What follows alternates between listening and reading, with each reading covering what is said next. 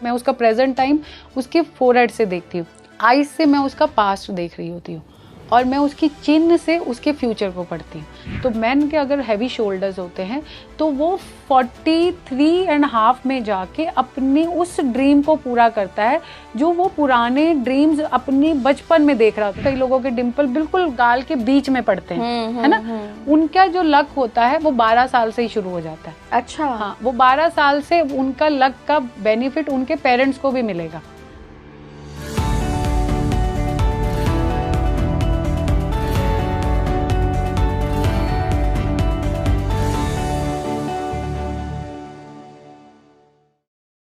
Face reading से कैसे आप अपना फ्यूचर प्रिडिक्ट कर सकते हैं, कैसे आप अपने पास्ट के बारे में जान सकते हैं, आज के पॉडकास्ट में इन्हीं सब पर बात होगी।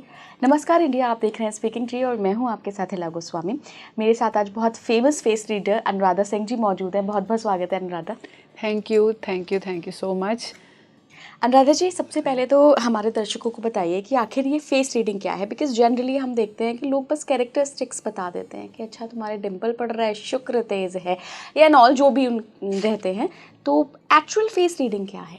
देखिए, फेस रीडिंग जो आज की डेट में हम लोग मार्केट में भी देख रहे हैं, लोगों को ये लगता है कि face reading is like a mind reading, कि हमने उसके सामने वाले के माइंड से पढ़ लिया कि क्या चल रहा है, दैट्स इट, ये फेस रीडिंग है। और इसके साथ साथ हम थोड़े से उसके कैरेक्टरिस्टिक्स के को देख के हम ये बताते हैं कि उसकी आंखें थोड़ी छोटी हैं तो वो ओवर थिंक करता होगा, उसका नाक थोड़ा मोटा है तो वो ज़्यादा अपने बिजनेस में ज़्यादा पैसे लगा रहा है बट उसको उतना ज़्यादा उसका रिटर्न नहीं मिल रहा।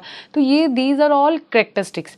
बट अगर आप देखा जाए तो फेस रीडिंग एक ऐसी विद्या है, ये जैसे एस्ट्रोलॉजी होती है ना, एस्ट्रोलॉजी में ही आप पाम रीडिंग लेते हैं, एस्ट्रोलॉजी में ही आप फेस रीडिंग लेते हैं, एस्ट्रोलॉजी, न्यूमरोलॉजी, वास्तु, ये एस्ट्रोलॉजी के ही सारी शाखाएं हैं। तो face reading is also one शाखा जो इसके एक पार्ट आता है। बट फेस रीडिंग के थ्रू आप प्रिडिक्शंस कर सकते हैं और आप कुछ भी, क्योंकि मैं आज की डेट में इसलिए बोल रही हूँ कि फेस रीडिंग से एस्ट्रोलॉजी में जो चीज़ें हमें नहीं पता चलती, हमें चार्ट से कई बार हम सामने वाले की लाइफ के आसपास, यानी कि उसके ऑफिस में क्या चल रहा है, उसके फ्रेंड सर्कल में क्या चल रहा है, उसके रिलेशनशिप में क्या चल रहा है, वो तो हम थोड़ा बहुत बता देते हैं। पर हमारे दोस्तों के बारे में भी हम सिर्फ और सिर्फ फेस रीडिंग से बता सकते हैं। फेस रीडिंग एक ऐसी विद्या है, जितना आप सामने वाले के अंदर तक चले जाएंगे और उसकी एक एक चीज़, उसने किसके साथ बात कर रहा है और वो किसके साथ रिलेशनशिप में, वो फ़ोन पे भी अगर किसी से बात कर रहा है तो आप उससे उसके उस पार्टनर के जिससे वो फ़ोन पे बात कर रहा है पर वो मिला नहीं है, उसके बारे में भी बता सकते हैं। प्रेडिक्शंस का आपने जिक्र किया और जैसा कि मैंने भी अपने व्यूअर्स को बताया कि फ्यूचर प्रेडिक्ट कर सकते हैं फेस रीडिंग से फ्यूचर प्रेडिक्ट कर सकते हैं। जी हाँ, ये 100% ये मैं कहती हूँ शुद्ध और 100% है कि आप फेस रीडिंग से आप फ्यूचर प्रेडिक्ट कर सकते हो। और आपके फ्यूचर प्रिडिक्शंस रेट जो हम कहते हैं ना, हमारी रेट जी हमारी 90% है, किसी की प्रिडिक्शंस की रेट जो होती है 95% होती है, तो ये 99%, 1% तो हम लेंगे ना क्योंकि हम भगवान नहीं है, बट हमारी 99% हम ये कहते हैं कि फ्यूचर प्रिडिक्शंस फेस रीडिंग से होती है। और ये अगर आप बहुत अच्छे मतलब काफ़ी सालों से इस विद्या में हो तो आप फेस रीडिंग से जैसे इंसान बैठता है आप उसकी प्रिडिक्शंस करते हो। और मेरे तो बहुत सारे ऐसी प्रिडिक्शंस हैं जो मैं फेस रीडिंग से करती हूँ और मेरे क्लाइंट्स खुद आते हैं कि ये आपने उस साल में बोला था, वो एज इट इज़ हो रहा है, वो आपने उस समय बोला था। अभी मेरे पास एक केस आया था, मेरे क्लाइंट वो मुंबई में ही जॉब करते थे और उनको जॉब चेंज करने के लिए, जबकि वो मुझे मिले थे जब, तो उनके पास कोई जॉब नहीं थी, वो लास्ट 2 साल से जॉबलेस थे। जब वो मेरे पास आए थे तो मैंने उनको बोला था कि आपको मार्च तक जॉब मिल जाएगा, तो वो दे वर वेरी सरप्राइज्ड कि 2 साल तक हमें जॉब नहीं मिली, तो ये कह रही है मार्च तक जॉब मिल जाएगी। और उनको एग्जैक्ट जनवरी में जॉब मिल गई थी। उसके बाद वो लोग कंटिन्यूसली अपने फैमिली के लिए, बच्चों के लिए, सबके लिए मेरे साथ लग गए। तो उसके बाद उनके बेटे को मतलब ही जब बच्चे बढ़ते हैं तो उनके बड़े सारे इश्यूज होते रहते हैं। तो बच्चा 11th में हो गया तो उसने कहा कि मैंने नहीं पढ़ना, जबकि वो उनका सबसे ब्रिलियंट, मतलब उसके छोटे से भी ब्रिलियंट बच्चा था उनका, बड़ा वाला। अब वो बच्चे के प्रॉब्लम, मैंने उनको बोला कि इसको छोड़ दो, आप कुछ मत कहिए, इसके ना सिर्फ और सिर्फ 2 साल की बात है, 2 साल के बाद ये वापस टर्न होएगा और ये वापस अपनी स्टडी में होगा। बट उनको ऐसा कुछ नहीं लग रहा था, क्योंकि जिस तरीके से उस बच्चा बिल्कुल अगेंस्ट हो गया था अपने पेरेंट्स के, उसने एजुकेशन बिल्कुल छोड़ दी थी, वो लग ही नहीं रहा था। मुझे वही 10 दिन पहले उन्होंने ये बताया कि मेरा वो बच्चा किस तरीके से चेंज हुआ है या क्या मिरेकल हुआ है, बट वो बच्चा वापस आ गया और उसने अपनी एजुकेशन स्टार्ट कर दी। उसने 12th भी अपना कॉरेस्पॉन्ड कर लिया, उसका सिर्फ 1 साल खराब हुआ है। तो वो इतना तो कहते जायज़ है। वो आपने हमें पहले ही बताया था कि इसके 2 साल खराब होने हैं। अच्छा अनुराधा जी, कितने महीने की और कितने साल तक की प्रेडिक्शन फेस रीडिंग से की जा सकती है? हम लोग फेस रीडिंग से अगले 10 साल तक की प्रेडिक्शंस कर सकते हैं कि आपके नेक्स्ट 10 ईयर्स, मतलब आपका इतना जो टेन्योर है, इसकी आप प्रेडिक्शंस फेस रीडिंग से कर सकते हैं। आप कई लोग 10 साल की नहीं लेते, वो कहते हैं इतनी दूर क्या जाना है, 5 साल की बता दो, 5 साल में। फिर कई लोग 2 साल की लेते, क्योंकि 2 साल में जो इंसिडेंट जो उनके लाइफ में होने हैं वो चीज़ें बता दो। अच्छा अनुराधा जी, मान लीजिए कोई आपके पास आया तो उसे अपनी जॉब के बारे में पूछना है, या उसे पूछना है कि पैसे कब आएंगे, किसी के पास नहीं आ रहे हैं पैसे, बहुत मेहनत कर रहा है, कर्म वाइज अपना वो फिट है, लेकिन तब भी नहीं आ रहे हैं, फिर आप ऐसा क्या देखते हैं? मैं सबसे पहले जब भी कोई मेरे पास फेस रीडिंग का कोई पिक्चर आता है, क्योंकि और या सामने से अगर आप आमने सामने बात कर रहे हैं वीडियो कॉल पे, तब तो बहुत इजी हो जाता है। जब कोई पिक्चर आता है तो पहले मैं उनसे उनकी पुरानी पिक्चर भी मंगवाती हूँ और एक नई पिक्चर मंगवाती हूँ, और मैं उनका फोरहेड पढ़ रही होती हूँ। क्योंकि फोरहेड से मैं मोस्टली फेस रीडिंग स्टार्टिंग मेरी जब भी सामने से अगर आपकी तरफ भी देख रही हूँ तो सबसे पहले मैं आपके फोरहेड पे देखूंगी। फोरहेड के देखने के बाद फिर मैं आपके चिन वाले पार्ट पे आती हूँ, और चिन के बाद फिर मैं आपके आती हूँ आईज पे। इस तरीके से मैंने अपने में इस तरीके से पार्टीशन करती हूँ, क्योंकि फोरहेड से मुझे पता चलता है कि वो सामने वाले जो मेरे सामने बैठा है वो इंसान का इस प्रेजेंट टाइम पे वो कैसा चल रहा है। मतलब मैं उसका प्रेजेंट टाइम उसके फोरहेड से देखती हूँ, आईज से मैं उसका पास्ट देख रही होती हूँ, और मैं उसकी चिन्ह से उसके फ्यूचर को पढ़ती हूँ। तो ये तीनों पार्ट से मैं उसकी एनालाइज कर लेती हूँ कि इस पार्ट से मुझे उसको चेक करना है। तो फोरहेड से जैसे ही वो मेरे पास आता है तो मुझे उसकी प्रॉब्लम्स पता चल जाती हैं, कि जैसे मैं उसके फोरहेड पे देखती हूँ तो उसके फोरहेड पे ना काफ़ी सारी जब लाइंस पड़ी होती हैं, और वो ना लाइंस मतलब ऐसा नहीं है कि प्रॉपर आपको दिखती हैं या वो ऐसा भी नहीं है, बट वो हल्की सी लाइंस अगर आपके पास वो लेके आया है तो उस नॉर्मली उस इंसान को फाइनेंस, और वो भी फाइनेंस ऐसा जो उसके काम से रिलेटेड है, उसके मतलब ऐसा नहीं है कि उसके पास पैसा नहीं है, उसके पास पैसा है बट वो अपनी ऑफिशियल पार्ट में आगे बढ़ नहीं रहा। तो वो वहाँ से मैं उसके फोरहेड से उसी वक्त पढ़ लेती हूँ कि आपके ऑफिशियल पार्ट में आपकी ग्रोथ नहीं हो रही है, मतलब या तो आपकी जॉब चेंज नहीं हुई है, और या आपकी प्रमोशन या आगे पोजीशन जो है वो वहाँ नहीं हो रही। तो वो सामने वाला बोलता है कि हाँ मेरी पोजीशन चेंज नहीं हो रही है और मैं इसके लिए काफ़ी ज़्यादा टेंस्ड हूँ, क्योंकि मुझे भी आगे बढ़ना है और मुझे लगता है कि मैं यहाँ पे स्टक हो गया। तो मैं उसकी तरफ फिर मैं उसकी आंखों में देखती हूँ, आंखों से देख के मैं उसका पास चेक कर लेती हूँ कि उसने जब कितनी कंपनियाँ चेंज करी हैं। तो फिर मैं उसको बोलती हूँ कि ये आपकी 4th कंपनी है। वो अगला कहता है हाँ this is my 4th company. तो आपने जो 2nd कंपनी थी उसमें आपको आपके बॉस के साथ आपके कुछ मिसअंडरस्टैंडिंग्स हुई थी, जिसके कारण आप मतलब उस फॉर्म पे आ गए थे कि आपको नौकरी छोड़नी पड़ी थी। तो वो अगला कहता है हाँ मतलब मेरी कुछ मिसअंडरस्टैंडिंग्स हो गई थी जो मेरी तरफ से नहीं थी, वो सामने वाले की तरफ से। ये सारी वो स्टोरी बताने लग पड़ेगा, बट ये स्टोरीज मैं उसकी आंखों से देखती हूँ, क्योंकि उसके आंखों के अंदर हल्का सा गड्ढा पड़ना शुरू हो जाता है। जब आपके ये मैंने बनाए हुए हैं, जब मैं उनके पास देख रही होती हूँ तो उनके आईज में ना हल्का सा गड्ढा होता है डाउन में। तो वो वहाँ से मैं उनके पास को पढ़ना शुरू करती हूँ कि उनकी कितनी कंपनीज हैं और उनकी किसी कंपनी में कोई ऐसी रेपो तो नहीं आई या उनको किसी कंपनी को छोड़ना तो नहीं पड़ा।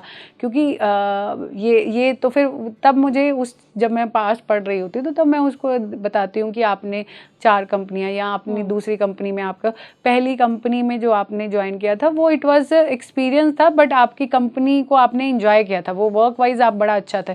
तो ही सेड कि हाँ मुझे उसमें सैलरी इतनी नहीं मिल रही थी, बट मुझे काफ़ी सारे लोग मिले जो आज भी मेरे साथ कनेक्ट हैं। तो इस तरीके का वो मैं आंखों से चिन्ह से मैं करती हूँ उनकी प्रिडिक्शंस।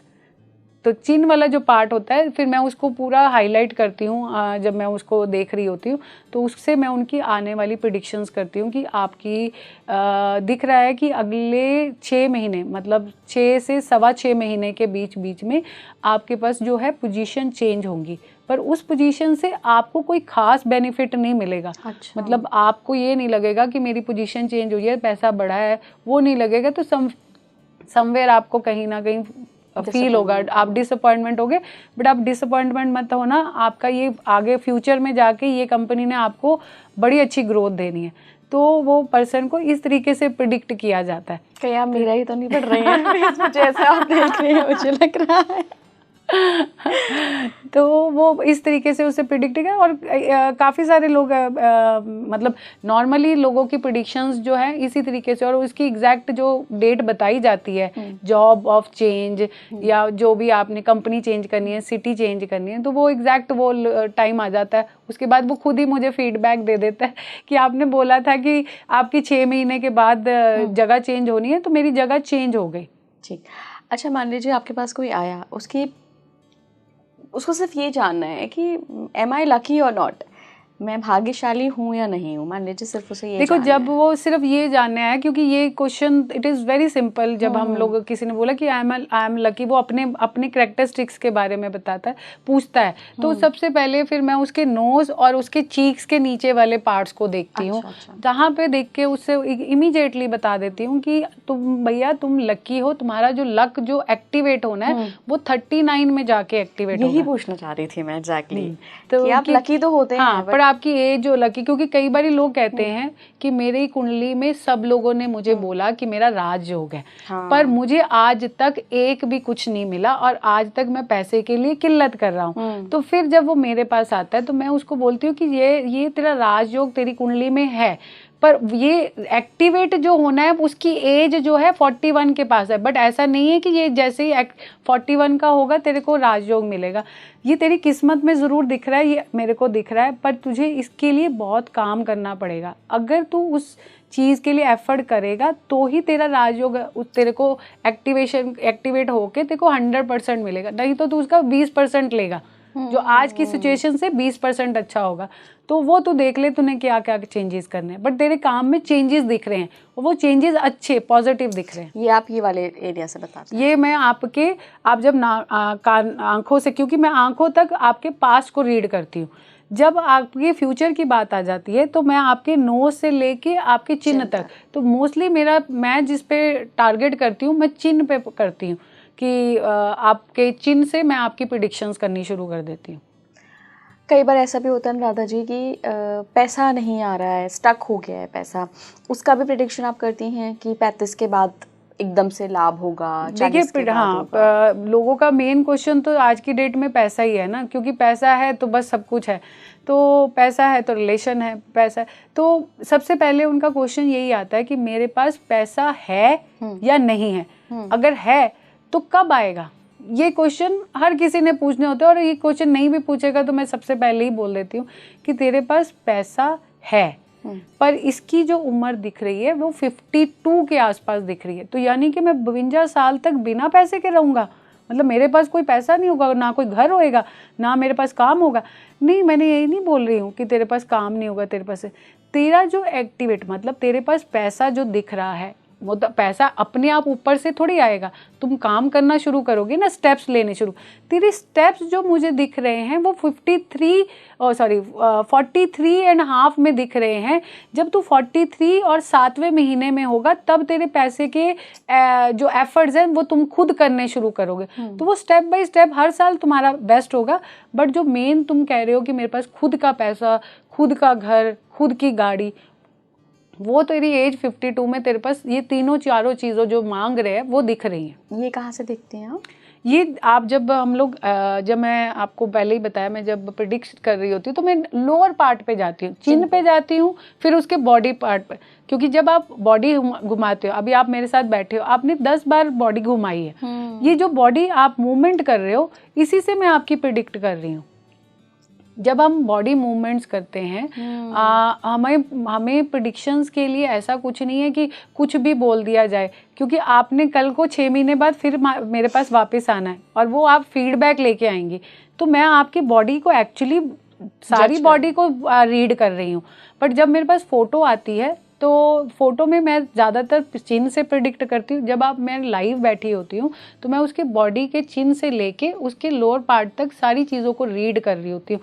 उसके जब उसके आर्म्स को रीड कर रही होती हूँ। जब उसका बहुत हैवी शोल्डर होता है, जिस बंदे का हैवी शोल्डर्स, मतलब यहाँ से जो अगर मैन है तो मैन के अगर हैवी शोल्डर्स होते हैं तो वो 43.5 में जाके अपने उस ड्रीम को पूरा करता है जो वो पुराने ड्रीम्स अपनी बचपन में देख रहा होता है। सपोज कोई आदमी है, वो कह रहा है कि मुझे बाहर जाना है, मुझे बाहर जाके काम करना है, बाहर जाके उसने 30, 34, 35 तक कितनी बार अपनी फाइल लगाई, फिर खराब हो गई, फिर आईलेट्स दिया, फिर खराब हो गया, फिर अप्लाई किया, फिर पैसा दिया, नहीं बना। बट उसका 43 में अपने आप वो, मतलब जैसे कहते हैं ना कि क्योंकि उसने कोशिशें करी थी तो उसके पास अपने आप, जैसे कोई जॉब का कोई ऐसा ऑफ़र आ जाएगा या कुछ, कि वो 43.5 तक आते आते उस एज में उसको वो ऑफ़र मिलना है।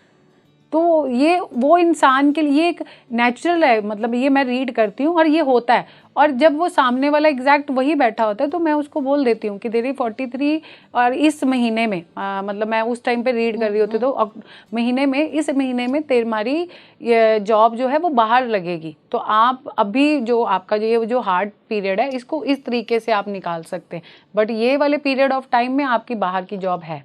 तो आप चिन्ह देखकर इतने सारे एस्पेक्ट्स का बता देती हैं? हाँ, चिन्ह, और मैंने आपको बोला ना शोल्डर से भी मैं रीड करती हूँ, क्योंकि बॉडी पार्ट से भी रीड करती हूँ। तो वो वाले पार्ट से रीड करके, अब अगर आपका चिन्ह, अगर मैं प्रेडिक्शंस करने बैठती हूँ, सपोज आपका चिन्ह बहुत छोटा है।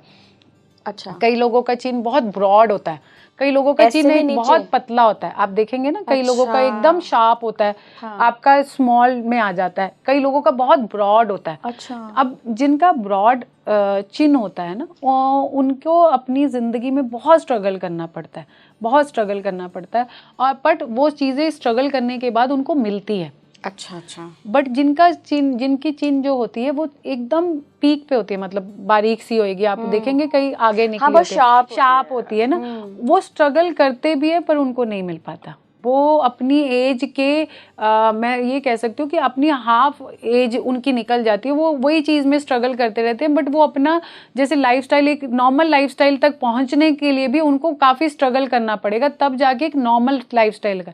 और इसकी जगह जो छोटी चिन्ह वाले जो लोग होते हैं वो अपने एफर्ट्स करते हैं और साथ के साथ ही उनको रिजल्ट मिलता है। जैसे आपने आज अपनी नौकरी करी तो आपको अगले महीने सैलरी मिल गई, इसी तरीके से उन्होंने आज अपने एफर्ट करे तो उनको साथ ही साथ उसके रिजल्ट मिलेंगे। उनको इतनी देर वेट नहीं करना पड़ेगा। और इन वाले जो छोटी चिन्ह वाले लोग होते हैं, इनके 30 से लेके 40 वाला पीरियड होता है ना, वो बड़ा अच्छा होता है।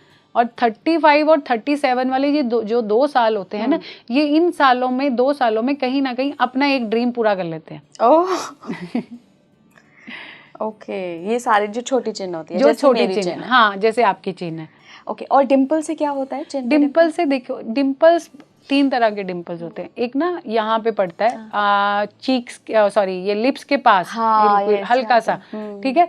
ये जो लोग होते हैं ये 42 to 45 के बीच के मिड में जाके इनका लक एकदम मतलब स्ट्रांग हो जाएगा। और ये 57 तक इनका लक इतना स्ट्रांग होता है कि जैसे कहते हैं ना, ये जो भी मैनिफेस्ट कर ले इनको मिलना है। अब जो डिम्पल जिनके आपने नॉर्मली देखे होंगे, कई लोगों के डिम्पल बिल्कुल गाल के बीच में पड़ते हैं, है ना, उनका जो लक होता है वो 12 साल से ही शुरू हो जाता है। अच्छा। हाँ, वो 12 साल से उनका लक का बेनिफिट उनके पेरेंट्स को भी मिलेगा। जैसे जैसे वो बच्चा बढ़ता जाएगा ना, उसके पेरेंट्स को भी उसका फायदा मिलता है, क्योंकि वो बच्चे ने लग्जरी लेनी है या बच्चे का बेनिफिट होना है तो उसके पेरेंट्स से कमा रहे हैं ना। अभी तो बच्चा अपने पेरेंट्स पे, वो जब तक अपने पेरेंट्स पे डिपेंडेंट है तो पेरेंट्स का एक अच्छा टाइम पीरियड आता रहेगा। वो जब बहुत ब्राइट जिनके बहुत होते हैं, पर ये लोग लव लाइफ में ना थोड़े से इनको स्ट्रगल करना पड़ता है अपनी लाइफ में। इनको लव लाइफ में काफ़ी सारे धोखे मिलते हैं, बट फिर एट लास्ट जाके इनका लव लाइफ, बट ये भी कहा जाता है कि इनका लव लाइफ बड़ा मिस्टीरियस होता है। एक आता है, एक आप देखेंगे कई लोगों के आईज के बिल्कुल नीचे आता है, बहुत डाउन छोटा सा होता है। मैं जब करती हूँ वो भी, जब लोग कहते हैं ना तो असली है तेरे डिम्पल पड़ रहे हैं, तो वो उनके डिम्पल यहाँ पे आईज के नीचे पड़ रहे होते हैं, बड़े छोटे से, बहुत लाइट फॉर्म में।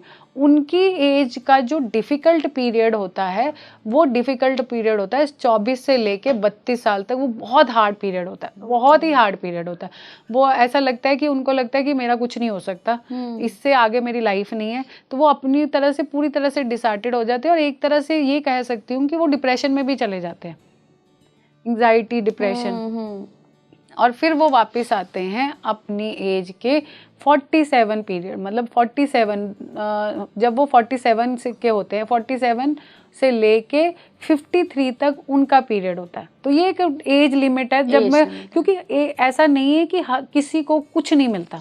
मतलब ये आपने एक्चुअली बहुत अच्छी बात बताई अनुराधा जी, क्योंकि आप पूरे जीवन भर लकी रहोगे, ये एक डिम्पल कैसे बता सकता है? हाँ, डिम्पल कैसे बता सकता है? तो जब आप मेरे साथ आए हो कि आप मुझे ये बता, मतलब मेरे को आप मेरे बॉस ने मुझे तंग किया हुआ केस अभी मेरे पास आया था, जब एक सेल्स पर्सन आया था, उसके सेल्स पर्सन ने मुझे बताया कि उसके बॉस, मतलब मैंने उसको, वो आया मेरे पास तो मुझे पता था कि सेल्स में है और वो काफ़ी ज़्यादा इसलिए परेशान है क्योंकि उसके ऑफिस में उसके, बट उसके मैंने उसको बोला कि तुम्हारे बॉस नहीं, ये जो गेम प्लान कर रहा है वो तुम्हारा थर्ड बॉस कर रहा है। थर्ड मतलब तुम्हारा तीसरा बॉस, जो एक आपके अप लेवल पे रिपोर्टिंग मैनेजर है और एक उसका भी बॉस है, और जो थर्ड है, वो जो थर्ड वाला मैनेजर है उसके साथ तुम्हारा कोई कहीं पे कुछ हुआ था पास्ट में।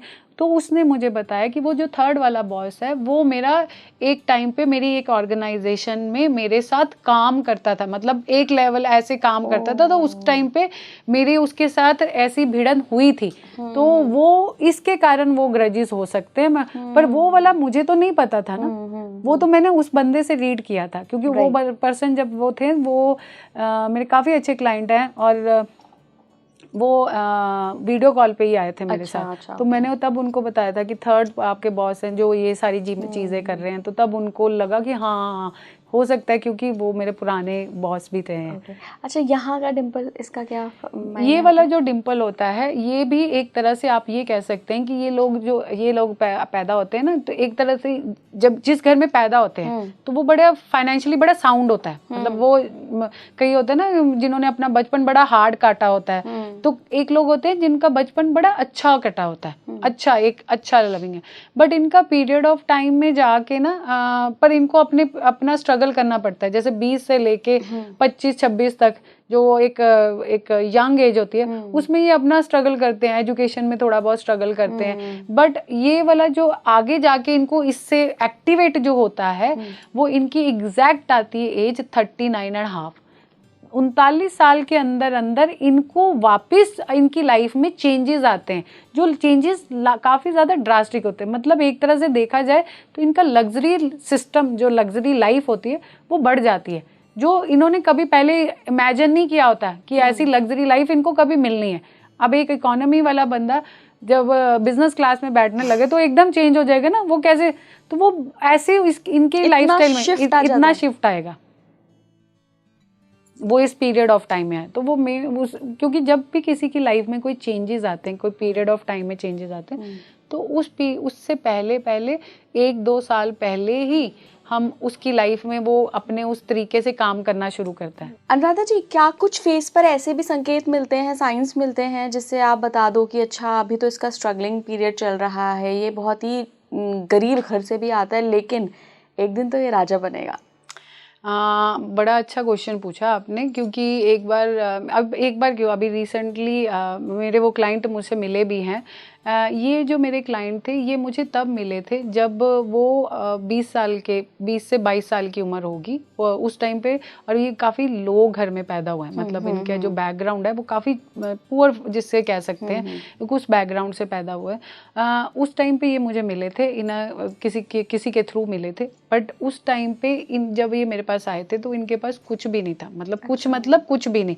आप ये कह दीजिए कि 2 टाइम की रोटी जो मिल रही थी वो भी बड़ी मुश्किल से मिल रही थी, क्योंकि इतने छोटे सैलरी पैकेज पे थे और वहाँ पे वो अपने पेरेंट्स के साथ रहना, इट्स वेरी गुड। और उन्होंने अपनी पढ़ाई बीच में ही छोड़ दी थी। अच्छा। और वो काम कर रहे थे। आज जब वो मेरे से मिले थे तो उन्होंने मुझे अपनी सिचुएशन मैंने देखी तो मुझे पता चल भी गया और उन्होंने मुझे बताया कि ये सिचुएशन मेरी आज की डेट में है। मैंने उनको सिर्फ ये बोला था, मैंने उनकी तरफ देखा और मैंने उनको तरफ देखा और ये 2 चीज़ें मैंने नोटिस कर ली थी। एक उनके नेक से मैंने उनका नेक देखा और एक मैंने उनके देखे थे कान। 2 चीज़ें मैंने जब आप उनके कान ना उनके फेस से भी बड़े थे, मतलब ऐसे इतना नहीं कि, पर उनके कान आप देखें, आपने गणपति जी के कान देखे कितने बड़े हैं। तो गणपति जी जैसे जो भगवान है, जो एक ऐसे भगवान है जो आपको लाइफ में कुछ भी दे सकते हैं और इनको हम मैनिफेस्टेशन गॉड भी बोलते हैं।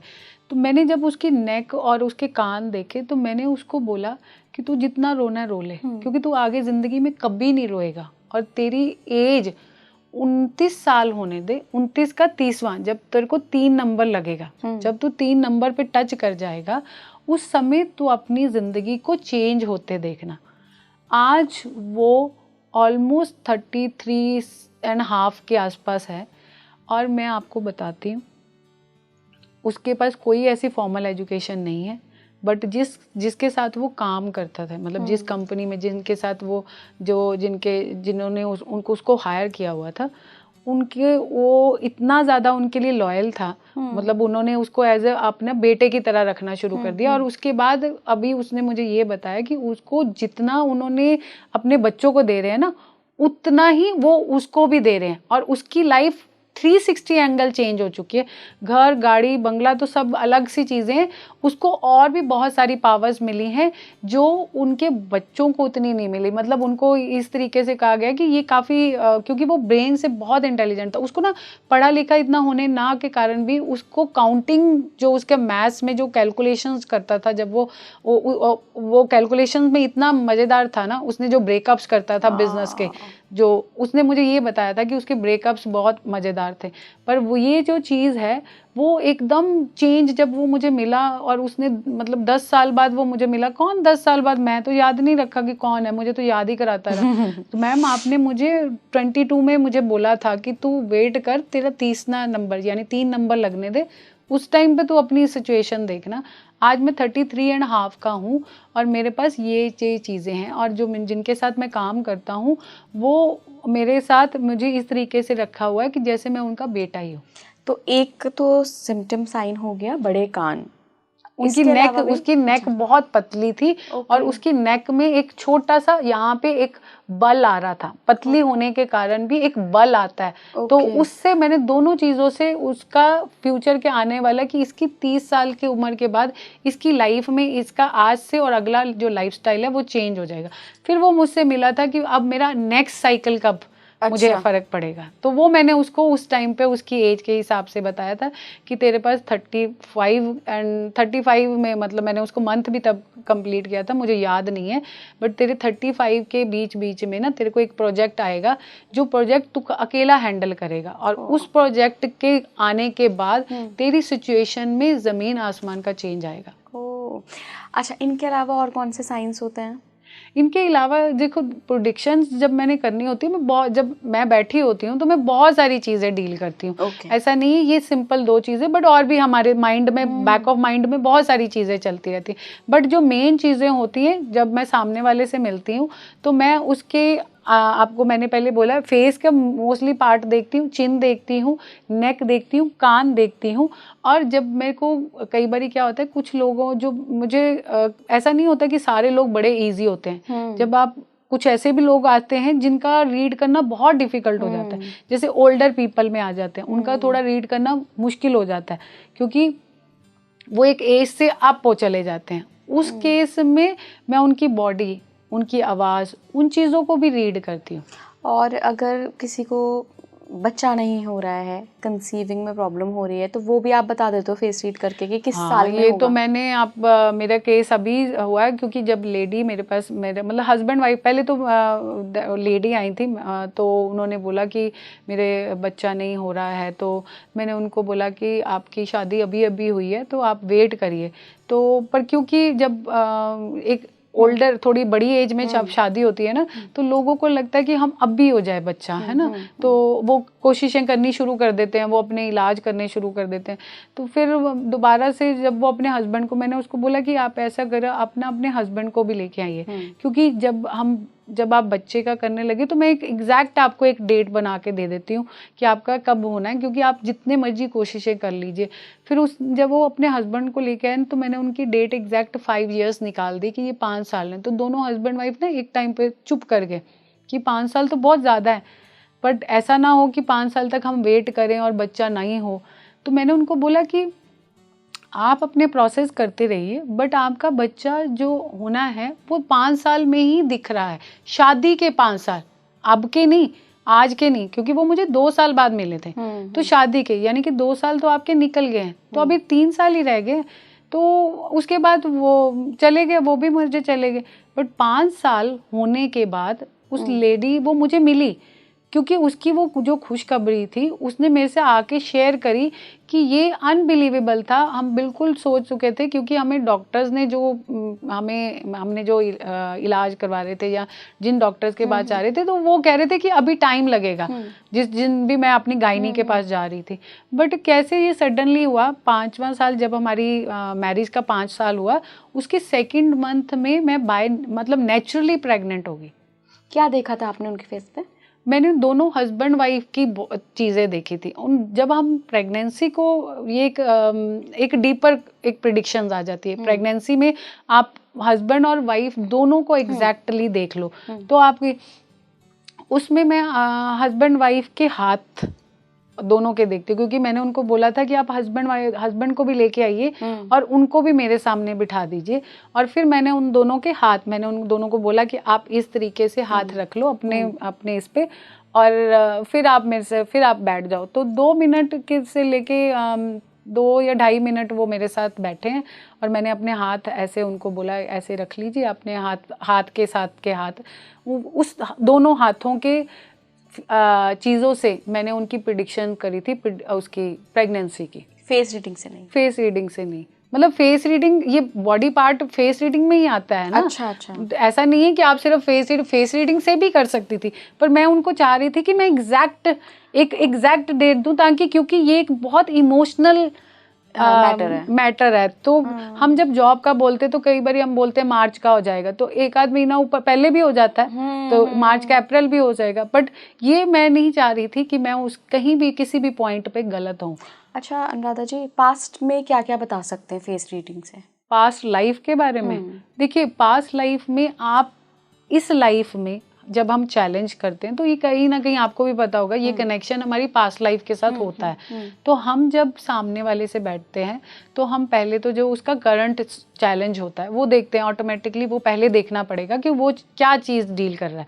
सपोज आप प्रेगनेंसी की प्रॉब्लम है, या आपके रिलेशनशिप के इश्यूज हैं, या आपके कुछ अपने ही फेयर हैं, ये कॉन्फिडेंस, नॉर्मली लोगों के अंदर कॉन्फिडेंस की कमी होती है। ये कॉमन क्वेश्चन है जो आम बच्चों में भी आज की डेट में होता है, और पेरेंट्स में भी। लेडीज, मेरे पास एक लेडी आई थी, वो काफ़ी पढ़ी लिखी थी, मतलब मैं आपको बोलती हूँ, उन्होंने MSc मैथ्स करी हुई थी, पर क्योंकि उनका कॉन्फिडेंस नहीं था, तो वो अपने घर से उन्होंने काम किया, वो किसी को भी नहीं पढ़ा सकती थी। तो मैंने उनको बोला कि आप तो यू आर सो एजुकेटेड, तो आप इतना डर। तो जब मैंने उनके साथ बात करी, बैठी उनके साथ, तो मैंने देखा कि उनके पास्ट लाइफ में उन्होंने ना किसी को मारा था, मतलब किसी के साथ उनकी जैसे कहते हैं ना लड़ाई झगड़ा हुआ था, तो उन्होंने उस गुस्से में किसी को मारा था। उस मार के कारण, मतलब वो जब उन्होंने मारा था, जब वो खून देखा था, उस खून का वो जो छाप थी ना, वो आज भी उनके दिमाग में है। तो मैंने उनसे ये पूछा कि आपको ब्लड देख के कैसा लगता है? वो कहती मुझे बहुत डर लगता है, मतलब ना मैं उसको देख नहीं सकती, मैं कभी हॉस्पिटल नहीं जाती हूँ। अगर मेरा बच्चा बीमार हो या मेरे हस्बैंड बीमार हो ना, तो मैं हॉस्पिटल नहीं जा सकती, क्योंकि मुझे ऐसा फोबिया है कि मुझे वहाँ पे ब्लड देखने को मिल जाएगा। तो फिर मैंने वहाँ से कनेक्शन है कि ये आपका कनेक्शन आपके पास्ट लाइफ से है, क्योंकि आपने किसी को मारा था। फिर मैंने उनसे कुछ रेमेडीज उनके उस रिलेटेड करवाई, ताकि आप इस फोबिया से निकले। फोबिया से जब निकलेंगे तो ऑटोमेटिकली उनका कॉन्फिडेंस बढ़ेगा, कॉन्फिडेंस बढ़ेगा तो ऑटोमेटिकली वो वर्क करना या काम करना, क्योंकि जो इनकी आज की एजुकेशन या जो भी उनकी उसमें अपने आप को माहिर है, उसका कुछ बेनिफिट ले सके। Thank you so much Anuradha ji, काफ़ी सारी बातें आपने बताई हैं, स्पेशली प्रिडिक्शन कैसे करते हैं आप पास्ट एंड फ्यूचर दोनों का। तो बहुत बहुत धन्यवाद जुड़ने के लिए। Thank you. आप जुड़े रहिए स्पीकिंग ट्री के साथ। नमस्कार।